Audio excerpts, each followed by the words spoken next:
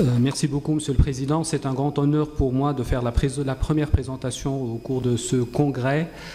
Je remercie tous les organisateurs et bien sûr ma chère amie le professeur Amira Benjabloun, à qui on a une grande pensée aujourd'hui.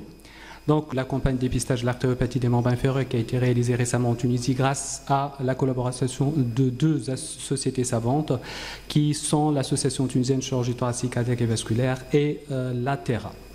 Alors, quel était le rationnel de la réalisation de cette campagne de dépistage? On avait noté en Tunisie une augmentation de l'ensemble des facteurs de risque cardiovasculaire et particulièrement du diabète.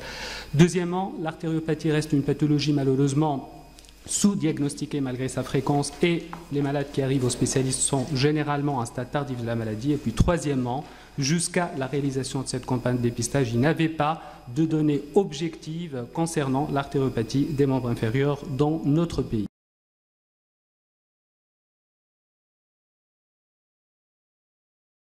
Nombre d'objectifs. Le premier, c'était d'essayer de déterminer la prévalence de l'artériopathie dans notre pays, connaître le profil du patient artéritique, surtout asymptomatique, et identifier l'ensemble des facteurs de risque, surtout les associations qui prédisposeraient à la maladie.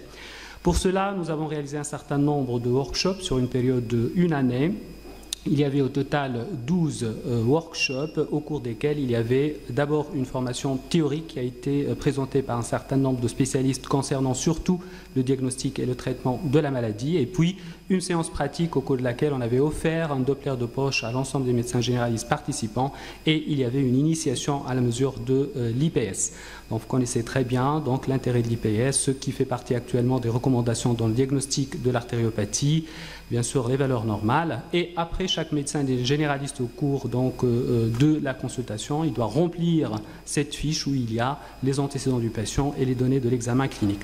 Au total, nous avons pu solliciter 332 médecins généralistes, et après il y avait 188 médecins qui avaient répondu donc, de façon active, soit 57% qui se répartissaient sur les différentes régions du pays.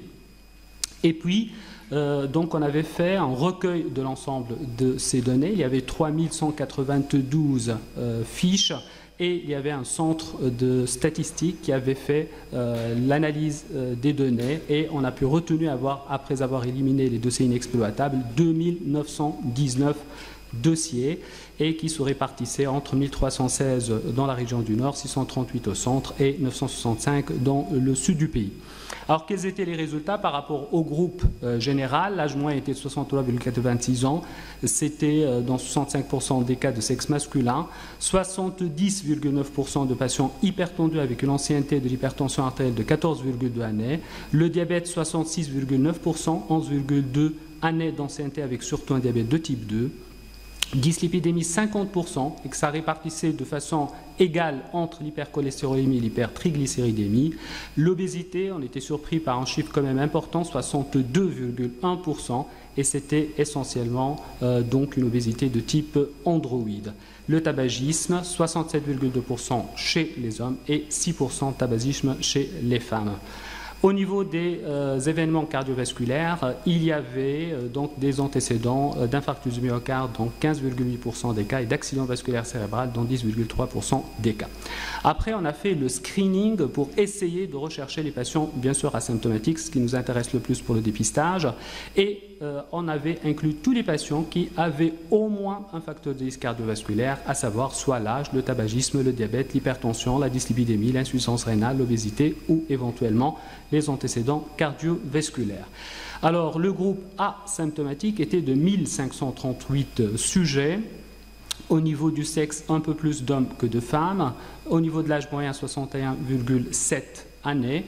Les hypertendus, 1092, 71%. Les diabétiques, 1020, et c'était là aussi essentiellement un diabète de type 2. Obésité, 61,7%. Et au niveau de la dyslipidémie, c'est comme pour le groupe général, pratiquement la moitié, avec la moitié donc de ce groupe-là, hypercholestérolémie, hypertriglycéridémie. Bien sûr, les événements cardiovasculaires étaient moins importants, 8,8% maladie coronaire et 6,6% d'affection vasculaire cérébrale. Le problème du dysfonctionnement érectile, 15% des hommes asymptomatiques avaient un dysfonctionnement érectile.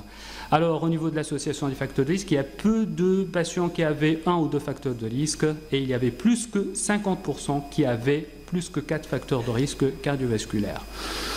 Aussi, au niveau des facteurs les plus importants, c'était le diabète, l'hypertension et le tabagisme. Et l'intrication de ces 3 facteurs était présente dans 54,7% des cas. Alors, on a essayé d'étudier l'IPS pour l'ensemble de ces groupes-là. Donc, pour le groupe total, il y avait 35% d'IPS anormal. Dans le groupe des hypertendus, IPS anormal dans 36% des cas. Dans le groupe des diabétiques, IPS anormal, 38% des cas. L'ancienneté du diabète était corrélée en fait avec une baisse de la valeur de l'IPS. Pour les patients tabagiques, l'IPS était anormal dans 40% des cas. Pour les patients coronariens, c'était 50% des cas. Et en cas d'antécédents cérébrovasculaires, c'était 57%, donc c'est vraiment important.